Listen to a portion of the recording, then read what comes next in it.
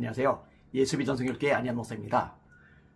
너말 몰라 TV, 너알아 TV 이런 데 보면은 저에 대해서 또 이동욱 회장님에 대해서 비방하는 영상이 굉장히 많지 않습니까? 덤비면 죽는다. 안희환 이동욱 이런 식의 영상이 또 하나가 올라갔어요. 뭔 소린가 했더니요. 내용이 이겁니다. 전광훈 씨가 하는 말이에요. 사람이 자살하는 방법이 두 가지가 있대요. 하나는 자기의 목숨을 끊는 거죠. 또 하나는 자기한테, 전광훈 씨한테 덤비는 것. 그게 자살하는 방법이래요.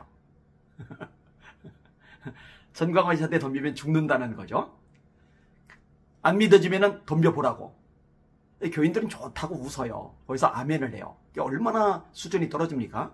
예수 믿는 사람들이 아닙니다. 구원받은 하나님의 백성들이 아닙니다. 천국의 소망을 두고 하나님의 말씀을 절대적으로 두려워하는 사람들이라면요, 그런 식의 이상한 말에 웃을 수가 없고요. 그런 식의 말도 안 되는 말에 아멘을 하는 게 불가능합니다. 그래서 이게 구원받은 백성이 그런데 아멘을 할 수가 있겠어요? 제가 분명하게 말씀드릴게요. 전광훈 씨한테 덤벼도 안 죽어요. 절대로 안 죽습니다. 전광훈 씨한테 덤벼서 죽을 것 같았으면요, 제가 벌써 죽었겠죠. 왜냐? 지금 몇 년째 이러고 있잖아요. 전광훈 씨가 말씀에서 어긋난 것들, 비진리에 선 것들 내버려 둘 수가 없어서 싸우고 있잖아요. 전광훈 씨는 덤빈다고 하겠죠. 그런데 아무런 문제가 발생하잖아요. 이동욱 회장님 죽어요? 심화보 목사님 생명 떠나요? 박용 목사님 세상 떠나요? 아니잖아요. 말도 안 되는 소리입니다. 다시 말합니다. 전광훈 씨한테 덤벼봐야 죽을 일 없습니다. 그리고 이건 덤비는 게 아니에요. 진리의 싸움을 싸우는 거죠. 영적 전쟁을 선포하고서 악한 것들, 비진리인 것들, 비복음인 것들을 솎아내는 작업일 뿐입니다. 하나님께서 기뻐하실 일을 하고 있는 겁니다. 헷갈리지 마시기를 바랍니다. 진짜로 죽는 것은 어떤 경우냐면요, 전광훈 씨한테 덤비면 죽는 게 아니라요, 하나님께 덤비면 죽습니다. 여러분, 하나님이 아담에게 말씀하세요. 창세기 2장 17절이죠. 동산 중앙에 있는 선악을 알게 한 나무 실과는 먹지 말라. 먹으면 반드시 죽으리라. 선악을 알게 한 나무 실과 먹으면 반드시 죽는다. 하나님의 명령이에요. 자, 하와가 혼자 있을 때 뱀이 나타나 유혹합니다. 하나님이 참으로 동산 나무의 모든 실과를 먹지 말라 하시더냐?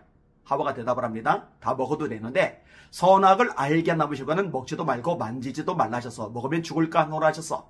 뱀이 대답을 합니다. 아니야, 먹어. 죽지 않아. 너 먹으면 눈이 밝아져 하나님처럼 돼. 자, 하나님처럼 되려고 하는 것, 하나님께 덤비는 거죠. 나 먹어요. 남편에게 좋아요. 남편도 먹어요. 어떻게 돼요? 죽어요. 둘 다 죽음을 맞이하게 돼요. 그다음에 이 죽음이 모든 사람에게 미치게 되는 거죠. 로마서 5장 12절입니다. 한 사람으로 말미암아 죄가 세상에 들어오고 죄로 말미암아 사망이 왔나니 이와 같이 모든 사람이 죄를 지었으므로 사망이 모든 사람에게 이르렀느니라. 자, 전광훈 씨는요, 하나님처럼 되려고 그러죠. 그래서 선교카드 안 만들면은 내가 생명책에서 이름 지워버릴 거야. 하나님 나하고 자리 바꿔. 하나님 사표 내. 내가 하나님 보좌 꽉 잡고 있어. 죽는 거는 제가 아니에요. 하나님께 덤비는 사람이 죽는 거죠. 자, 헤롯이 있습니다. 헤롯은 분봉왕이죠. 그런데 왕복을 입었는데 아주 삐까뻔쩍한 왕복을 입었어요. 금빛 찬란한 왕복을 입었어요. 사람들이 아부합니다. 이것은 신의 소리요 사람의 소리가 아니로다. 헤롯에게 하나님의 소리라고 그러는 거예요. 그거 받아먹으면 하나님께 덤비는 거죠. 그거는 절대로 받아먹으면 안 돼요. 얼른 비껴서 해야 돼요. 나한테 그러지 마. 나한테 그러면 안 돼. 영광은 하나님께만 돌려야 돼. 이렇게 해야 돼요. 여러분, 바울과 실라가 복음을 전하죠. 이고니온에서 박해가 일어나려고 그래요. 피합니다. 루가오니아의 두 성 루스드라와 도베로 갑니다. 루스드라에 안진베이가 있는데 바울과 바나바가 예수 이름으로 일으켜요. 그랬더니 제우스 신의 제사장과 헤르메스 신의 제사장이 속 끌고 와서 제사를 드리려고 합니다. 하나님 대접하는 거죠. 바울과 실라가요, 옷을 찢어요. 자기한테 그러지 말라고 그래요. 하나님께 하라고 그래요. 왜?